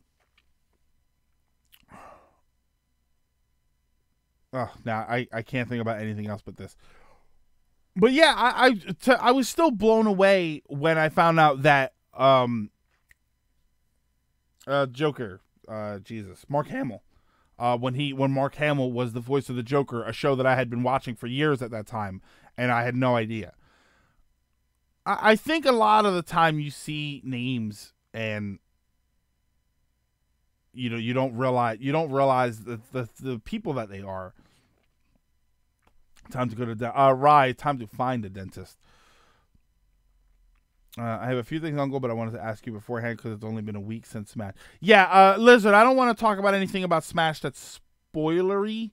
I mean, we already discussed my thoughts on it, so that's why a pool of Troy Baker.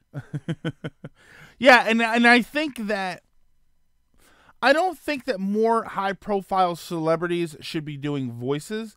I think that more high-profile voice actors should be getting the recognition for the voices they do. I think that we should be making celebrities out of voice actors more, and it would entice people to look into that more, to give it more importance.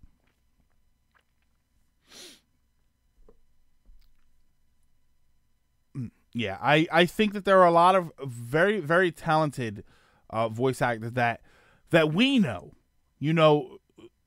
We in the geek culture know a lot of these names. We know who Cree Summer is. We know who Tara Strong is. We know these names. We know Mark Hamill besides Luke Skywalker. Like, yeah, and I think that that's an important thing. I think that that would be important for animation. The idea of, to bleed into the last topic, if you want to bring animation more into the forefront for different age groups, especially grown-ups, I think the voice actors should be getting a higher profile, because that will some movies people go to because of the actors that are in them. Because when you find out that this actor is going to be in the movie, you use it as a gauge of quality. A lot of people. Tom Hanks is a big one for me. Johnny Depp is a big one for me. If I see that they're in a movie, I will go to see. I will be interested in seeing that movie. I probably won't go because it's expensive, but I'd be interested in seeing that movie, because even if the movie sucks, I'm probably at least going to get a good performance out of them. So when I see animation and I find out that these high-profile voice actors are in it, I'm at least going to, even if I think the storyline is stupid, maybe that might stop me from watching it, I'm at least going to expect good performances out of the characters. Because anybody who has seen bad voice acting knows that no matter how good the story is, you will be sucked right out of the entertainment if the voice acting is bad. I wholeheartedly agree. You have these VAs screaming their lungs out for 20 plus years. Yeah, these people are screaming their lungs out. They're acting. They're working hard. And the idea of, and I think it's as content creators, there's the same issue where, the guy does Let's Plays. He just sits behind the counter, behind his desk and plays video games, and that's it, and he makes money. It's like, no, there's a lot of other stuff that goes into it. And I think that voice acting is the same way. They don't just walk in and grab a mic and record lines and walk out. They do stuff. They get involved in the creation process of whatever movie or show that it is, and that feeds their performance. It's work. I heard Johnny Depp has been in some major controversy. At this point, I'm amazed that there are celebrities that haven't been in some kind of controversy.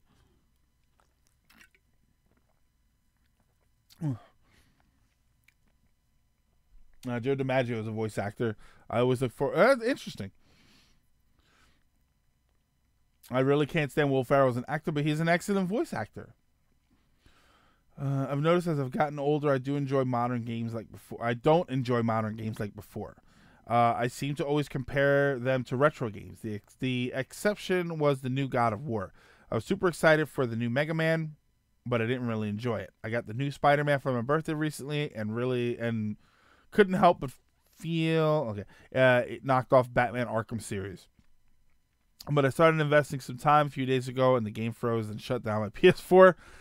Oh God. Uncle Greg doesn't have any controversies, and he's certainly a celebrity. Well, I don't know. Tell my bank account that I'm the same caliber of celebrity as Johnny Depp. Yeah, Rocky. That's kind of a gaming burnout. See, here's the thing. I did that too. I'm going through that now also. Most modern games don't interest me at all. Most retro games, I have, and Rocky, you can attest to this. When you say, modern game, when you say you don't enjoy modern games, I'm assuming you're going to say that you do enjoy retro games still. But are you playing new retro games that you've never played before? Or are you finding yourself playing a lot of the games that you have already played and beaten before? That's one of my biggest things, where when I was going through modern game burnout, and let's be honest, part of the reason I was going through modern game burnout was because I couldn't afford modern games. And even when I could afford them, I just wasn't very super interested. But I mean, I have a PS4 now, and I still haven't bought a whole lot for it. But when I wasn't really super interested in modern games, and I found myself going back to play retro games, I wasn't playing new retro games. I wasn't going through my collection and playing games that I had never played before. I was going back and playing Super Metroid and Link to the Past, and I played Vandal Hearts here. You know, I was playing these games that I have already played. Some games I've played before, mostly. It's the memory. And that's what I was going to say, Rocky. You might be having gamer burnout. That sounds more like gaming burnout. You're not interested in the modern games because the nostalgia isn't there. You're not interested in retro games that you haven't played because the nostalgia isn't there. You're going back to play your past. You're going back to play your old friends. To relive the memories that you played before. That's not a modern game problem that you're having. That is a gaming problem that you're having. And what you're going back to play the old games for is not for gaming, it's for nostalgia. How to approach that? I don't know. I could tell you to stop playing games for a little while. You know, sort of quit and just see how you feel about it after a little bit. I could tell you just to keep playing the retro games that you're playing. At some point, you may decide that, I want to play these other games.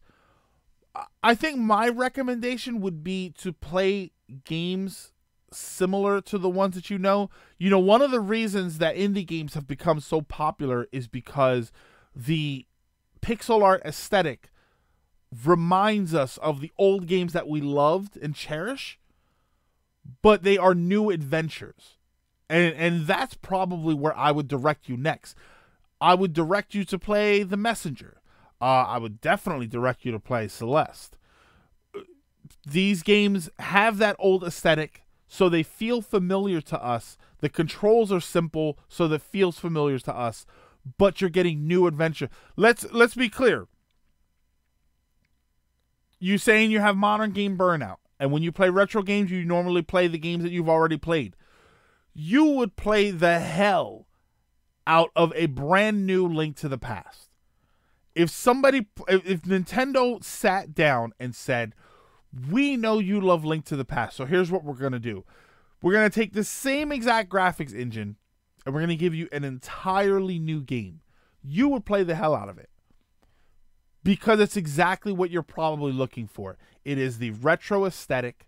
It is the memories that you've had, but with a new adventure. I feel retro games is best for me. Link to the Past. See, here's the thing. Awesome. Link Between Worlds adds a lot of stuff, and that might be off-putting to somebody who's going through that kind of burnout. It changed the formula. The graphics were much more upgraded. It was on the 3DS. You know how I feel about the 3DS. It changed enough of it, but still felt similar. I loved it. I loved Link Between Worlds. But somebody who's going through serious burnout, for somebody who's going through serious burnout, it might still feel too different. I'll give an example. If you remember Carlito's Way, came out in the early 90s. My mom took me to see it. And I didn't turn into a gangster. That's not our country. No, of course not. Of course not.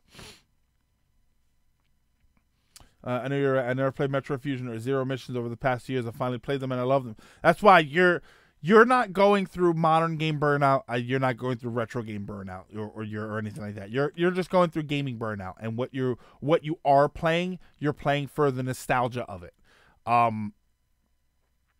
Without getting too deep, without getting too personal, I would also be.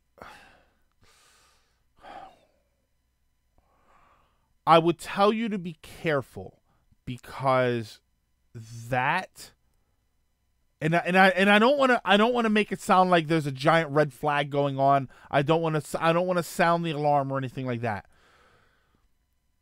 That could be a sign of some sort of depression that you're going through, where one of the biggest symptoms for depression is that people don't want to try new things, even if they know that the new things will probably make them happy because they are things that they like. You know, you like gaming, so video gaming should make you happy, but you draw away from it. And when you do that, you recede back into the comfortable thing, the thing that you have played before that you know you're going to like. Unfortunately, sometimes for some people that can be a symptom that something, and that it doesn't have to be full-blown depression, but it can be a symptom that something is going on in your life and it is affecting your mood to the point where you are retreating from anything new and you are seeking out the things that are old. So at the same time that I would say to seek out new versions of old games or old style games, I would say that at some point, be open to the possibility of sitting down and evaluating what's going on in your life and making sure that what's happening is gaming burnout and not a reaction to something worse going on in your life. Oh no, I'm far from that. I enjoy life. I just feel I'm not much of a gamer anymore. And if that happens, that happens. That's a strong possibility that you've gotten to a point where either one of two things, either gaming filled an aspect of your life, an area of your life that is now being filled with something else, or that it doesn't fill that thing anymore, so now you're ready to move on and find something else. It could be either one of those things, and there's nothing wrong with that. I don't want, if you're suddenly not a gamer anymore, I would never tell you, well, keep playing games, you'll get back to it. If you're not a gamer anymore, then you're not a gamer anymore. That's just the way it is. And think of all the money you'll have when you sell your collection to me. I have depression and I'm taking meds for it. Which you should. Everybody who is to get a little deep. If you are suffering from any kind of depression, mental instability, things like that, definitely get help, and don't fall into the idea of the notion that there is a negative stigma about getting help for whatever it is, however that help may be. I know there's big stigmas about going to therapy, seeing a therapist regularly. There's always a thing about, oh, well, I take these pills, but I don't want anybody to know. Listen, if you need to take a pill and that makes you a better person, it helps you to be a better version of yourself, that's a good thing. If you can do it healthy in a healthy way, that's a good thing. There are people out there who love the gym, who they wake up and going to the gym is what they love to do. If you love it and it helps you to be a better version of the person that you are, go for it. I should probably get back to the gym. I've been slowly fighting my way through it. A lot of the core reason for my current but I also know a lot of the core reason for my current headspace. Now, knowing whatever it is that's bothering you is fantastic. I can tell you right now that a lot of people who suffer, I know when I was going through my most depressed phases, like legit depression, a lot of people would say, you know, well, what do you have? And they weren't being mean about it. A lot of people were asking, well, what is it that's making you depressed? What is it that's bothering you? And I would look at them and I would be 100% honest and tell them, I don't know. I'm not entirely sure. Even before I was working regularly, like when I was still in school, like I didn't know exactly what it was that was bothering me. I didn't know what it was that I knew what could be bothering me that I would have an issue with, but I would never really know what was making me depressed. What made me I would wake up and it would be a day off of work. I wouldn't have any schoolwork. The plan was to sit around and play video games and hang out and relax, and my friends were coming over later, and I would still be depressed. I had no idea what was wrong. I didn't know. And that's how it works. So if you can sit there and say with 100% certainty, I know what it is that's bringing me down. I know what it is that is causing this sort of shadow inside of me. You know what I mean? It always feels like there's like a darkness in there. You are ahead of the curve, and that's fantastic. But knowing isn't the only step. Knowing is not the only thing. Now it is the time for you to go and talk to somebody who can help you, and you can sit down and you can say, you know, oh, well, what brought you here today? This thing is what brought me here today. And I guarantee you it's going to be a stepping stone into more things that you were not aware of. But it's a great place because a lot of people, when I went to therapy, later, Mr. Sonic, when I went to therapy, you know, it was, you know, what brought you here and what do you think is going on? And at the beginning, it really was like, I don't know. Like, I know there are these things, but I don't know that these things should be bothering. I know that these things should not be bothering me that much. And then when you start to discuss them, it starts to open things up more. It would be a big help if you were able to go in and sit down and say, yeah, it's definitely this thing that's bothering me. And Mr. Sonic, if you left and if you are still here, I don't know if you seem to have left very abruptly. If you did leave because this is a bit uncomfortable to discuss, that is okay. I do apologize for that. But at the same time, if it is so uncomfortable that you can't stand to listen to it, there might be a reason for that. And again, I'm not attacking you. I'm just I want everybody to understand that when people talk to you about this stuff, they are not attacking you. They are trying to help you. They're trying to at least get you to understand that there are ways to get help for these things. And Awesome Surge, it's okay that you missed it. It's okay. That's what the VODs and YouTube are for. If I ever get around to uploading these episodes on YouTube. Is it personal information to tell others what medication you're on? Is that a bad thing? Right. I don't think so. I think that our word of the day seems to be stigma, and I think that there is a stigma about discussing that. And I think one of the problems that people don't like discussing that for is that they don't know how to respond to it. Sometimes, if you have this person who you've talked to and you've hung out and you've interacted with them for a long time, whether in person or online, and then suddenly they post something about what are they, like Adderall? Is that that's one of the big ones? Hey Mendez, if they post something about that or they say something about it, excuse me, there are a lot of people out there who hear it and they freeze because they don't know if they're supposed to say something. You know, you're never really sure if you're allowed to comment on that. It's kind of, you know what, believe it or not, it's kind of like the physical disability situation where if you meet someone in a wheelchair, you're not really sure if you're supposed to say anything about it. You're not supposed to draw attention to it. That's sort of this idea, this notion that they give you. I had a customer who used to come into my job, and he was blind. It was weird. He was blind, but he would go to the movies, and he liked the 3D movies especially. And I remember I had plenty of conversations with him, but one day I was finally comfortable enough to say, listen, I know this is going to seem weird.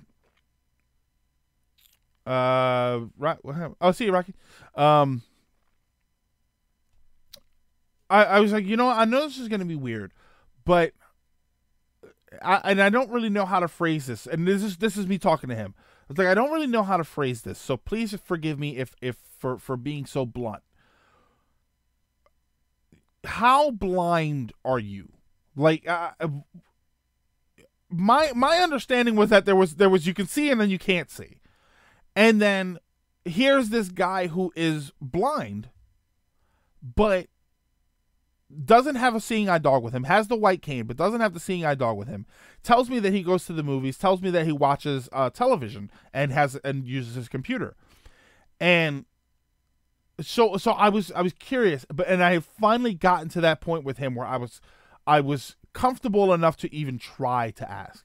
And he said, "Oh, dude, it's totally cool." And then he explained to me that his vision is well beyond the point of legally blind, but he can make out shapes and see certain shadows, and so it was worth it for him to, like, he still got a lot out of going to the movies, and the 3D movies actually helped him because there was something about it that I guess because he was still able to make it out enough that the 3D effects still worked.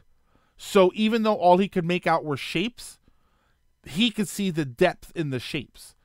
And it was very fascinating. But there's this idea that when someone has a disability like that, you have to wait for them to open the door to any kind of discussion about it. But for them, it's normal. It's an everyday part of their life. So it's not something that they're going to naturally bring up on their own. I believe the only way we can make the world better for everyone is by talking about the things that are stigmatized, and it will be painful. Yeah, it will be painful, but it will make it better for everyone. Sean, it could normalize our differences. And I think that is a very important thing. I think that the more differences we see, the quicker we are to separate each other into groups. And I think that if we normalize our differences, it will be harder for people to say, oh, well, these people have this and these people have that. It will be easier for everybody to say, okay, well, we're all this kind of person. It's easy. You know, in our Silver Lining going to be 5 o'clock for no Mendez. No, that was just for today. Just because I had some stuff to do before. We started at 6 today, actually. You know, in our culture, in our geek culture especially, you go to conventions and I see people in wheelchairs. I see people with different levels of autism. I see people with different physical disabilities. I see tons of different kinds of people. But what I see are gamers. What I see are geeks. I see us. I see a group of people who, despite our physical differences, despite our mental differences, despite the way we choose to look, and despite the way we look that we can't choose, we are all there for the same thing, and we love the same things, and that's what brings us together. And I love that, and that's one of the reasons I love the gaming geek culture.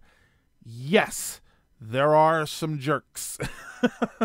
There are jerks everywhere you go, but as a culture, I think we're pretty freaking awesome. We are all meat popsicles. Yeah. that is a chill out. Rye, was that chill out because we're popsicles? She kind of hella focused on getting a job. A lot of my problem stems from my mom's passing and getting a whole crap ton of debt unloaded onto me. Once I'm working in my field, I'll be able to manage it without anxiety about my living situation. X and Shadow rating with a party of 21. You missed a very important discussion. I apologize for everybody missing that. Don't I? I thought I had. I could have sworn I had a sound for when people showed up. I don't know.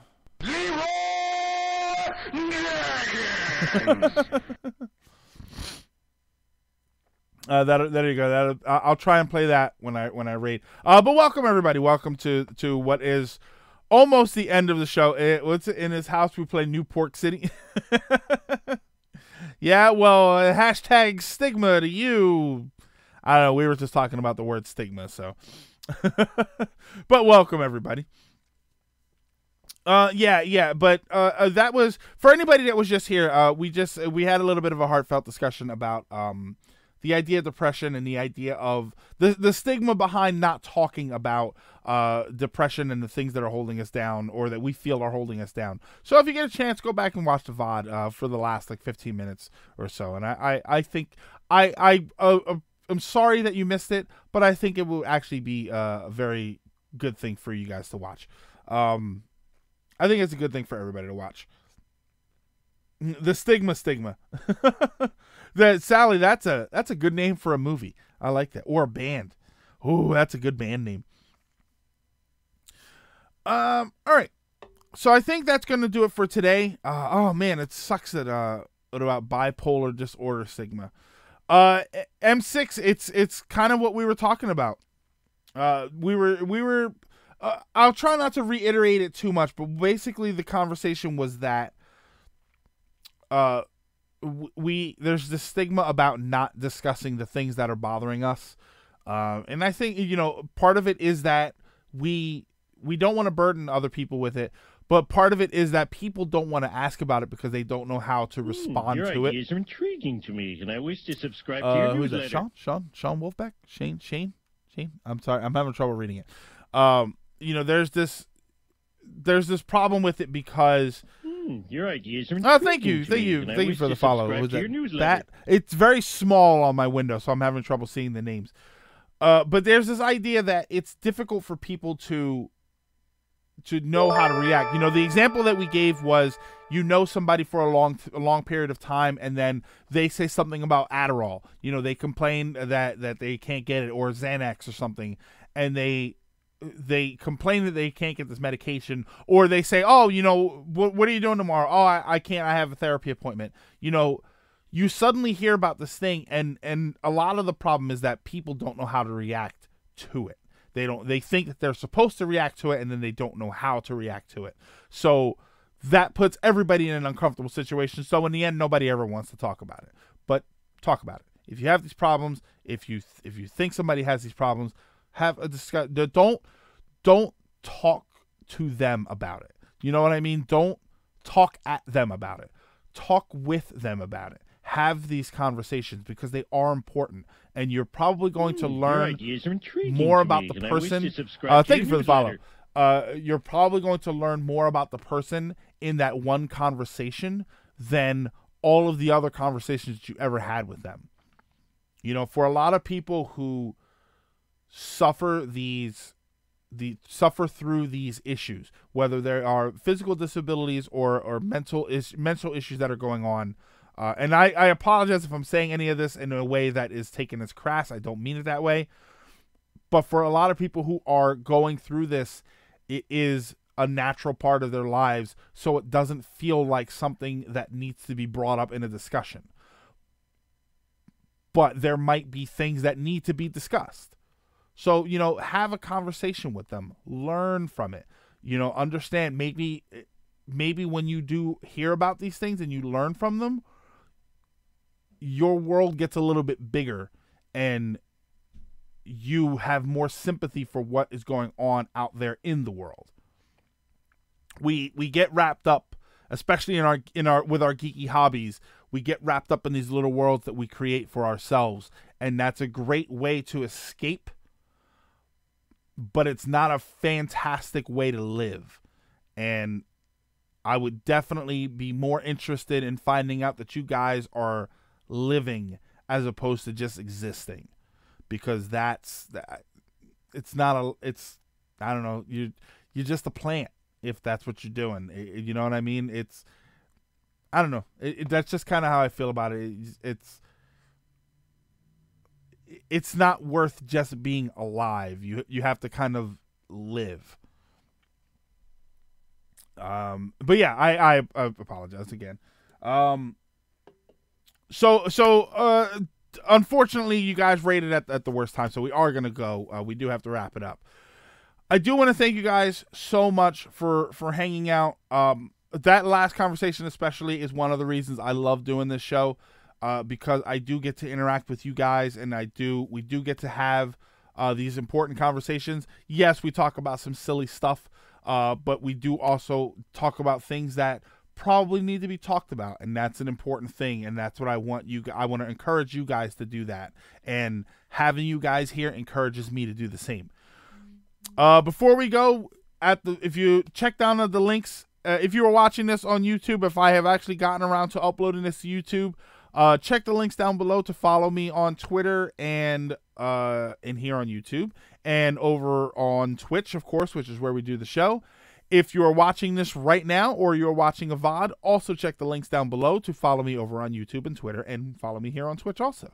And consider throwing that Amazon Prime sub my way sometimes.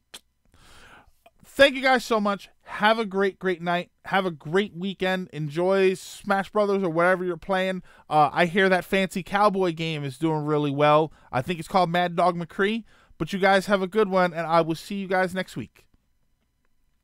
And I should always have my mouse pointer ready to switch over to the title card so that the last thing you see of me isn't me looking over at the screen. Have a good one.